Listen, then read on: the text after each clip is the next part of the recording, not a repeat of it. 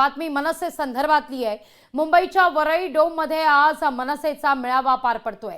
मनसे अध्यक्ष राज ठाकरे यांच्या उपस्थितीत या मेळाव्याला सुरुवात होणार आहे। आगामी महापालिका निवडणुकांच्या पार्श्वभूमीवर हा मेळावा होतोय आणि त्यामुळे या मेळाव्याला विशेष महत्त्व आहे। या मेळाव्याच्या माध्यमातून मनसे एकला चलो रेचा नारा देणार की युतीचा धर्म पाळणार हे पाहणं महत्त्वाचं आहे। विधानसभेत दारुण पराभव झाल्यानंतर मनसेची आगामी स्थानिक स्वराज्य संस्थांच्या निवडणुकांमध्ये काय भूमिका असेल हे मेळाव्याच्या माध्यमातून स्पष्ट होण्याची शक्यता वर्तवली जाते।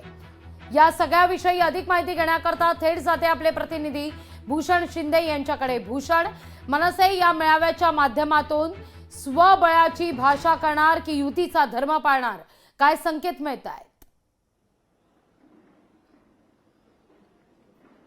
नक्कीच लागवी विधानसभा निवडणुकीत दारुण पराभव झाल्यानंतर आज मनसेचा पहिला मेळावा जो आहे तो मुंबईत पार पडत आहे, ज्यामध्ये स्वतः मनसे अध्यक्ष राज ठाकरे आपली भूमिका जी आहे ती आज स्पष्ट करणार आहेत। एकंदर विधानसभा निवडणुकीत झालेला पराभव आणि आगामी मुंबई महानगरपालिका निवडणुका या दोन्हीच्या अनुषंगाने आजचा जो मेळावा आहे तो अत्यंत महत्त्वाचा आहे। त्यामुळे आज राज ठाकरे नेमकं त्यांची तोफ जी आहे ती नेमकी कोणाच्या विरोधात धडणार हे पाहणं अत्यंत महत्त्वाचं असणार आहे। सध्या जर आपण इथल्या या संपूर्ण वरळी डोममध्ये जर परिस्थिती पाहिली तर कुठेतरी संपूर्ण जय्यत तयारी आपल्या इथं पाहायला मिळत आहे। एकंदर भला मोठा महाकाय मंच इथं उभारलेला आहे आणि त्या मंचावरून स्वतः मनसे अध्यक्ष राज ठाकरे आज आपल्या पदाधिकाऱ्यांना आपल्या नेत्यांना संबोधित करणार आहेत आणि एकंदर आजच्या या संपूर्ण भाषणामध्ये राज ठाकरे कोणत्या कोणत्या विषयांना हात घालतात हे पाहणं अत्यंत महत्त्वाचं असणार आहे। एकंदर पाहिलं तर विधानसभा निवडणुकीत मनसे ही महायुतीपासून दूर राहिली होती, त्यामुळे आगामी काळात सुद्धा मनसे अशाच प्रकारे निर्णय घेतं काही देखील पाहणं महत्त्वाचं असणार आहे। त्यामुळे विधानसभा निवडणुकीत एकंदर मनसे महायुतीपासून दूर का राहिली किंवा येत्या काळामध्ये मनसेची कोणती भूमिका असेल हे पाहणं महत्त्वाचं असणार आहे। या संपूर्ण संदर्भातील कारणं किंवा या सर्व प्रश्नांची उकल सध्या आज राज ठाकरे करतात काही देखील पाहणं महत्त्वाचं असणार आहे। मात्र साधारण 11 वाजता ही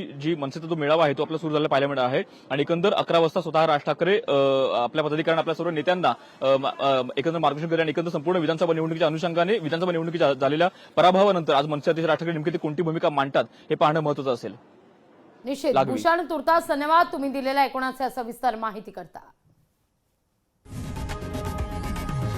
लोकशाही मराठी ऐका, पहा, जागरूक रहा।